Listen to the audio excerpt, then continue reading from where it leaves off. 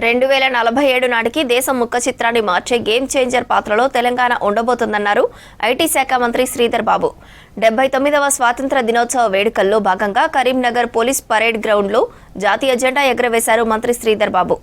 2035 నాటికి $1 ట్రిలియన్ ఆర్థిక వ్యవస్థగా తెలంగాణ నిలుస్తుందన్నారు. స్వాతంత్ర దినోత్సవ వేడుకల్లో విద్యార్థులు ప్రదర్శించిన సాంస్కృతిక కార్యక్రమాలు ఆకట్టుకున్నాయి. కలెక్టర్ పమేలా సత్పతి, జిల్లా అధికారులు సైన్ లాంగ్వేజ్లో జాతీయ గీతాలాపన చేశారు.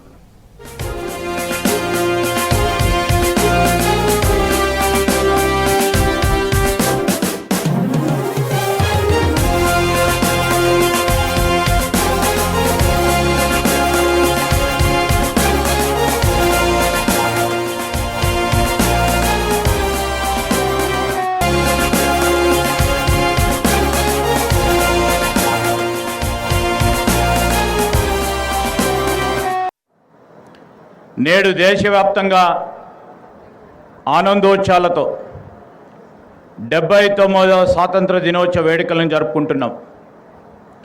భారత స్వాతంత్ర సంగ్రామ చరిత్ర ఎంతో విశిష్టమైనది. మన జాతిపిత మహాత్మా గాంధీ కృష్ణా గోదావరి జలాల్లో మన వాటాల సాధనలో రాజీ పడబోము. గత పాలకుల నిర్లక్ష్యంతో జరిగిన నష్టాన్ని భర్తీ చేస్తూనే శాశ్వత హక్కుల సాధనలో విజయం సాధించలేమన్న ప్రభుత్వం వ్యూహాత్మక ప్రణాళికలో పనిచేస్తూ ఉంది. 2047 నాటికి భారతదేశ ముఖ చిత్రాన్ని మార్చే గేమ్ చేంజర్ పాత్రలో తెలంగాణ కీలకంగా ఉండాలన్న సంకల్పం మాది. ఈ సంకల్పానికి దార్శనిక పత్రమే తెలంగాణ రైజింగ్ 2047. 2035 నాటికి $1 ట్రిలియన్ ఆర్థిక వ్యవస్థగా, 2047 నాటికి $3 ట్రిలియన్ల ఆర్థిక వ్యవస్థగా తెలంగాణను మార్చే మహత్తర లక్ష్య పత్రంగా తెలంగాణ రైజింగ్ 2047 ఉంటుంది. ఇది కేవలం ప్రణాళిక కాదు, ప్రపంచ వేదికపై తెలంగాణను సగౌరవంగా నిలబెట్టే సంకల్పం.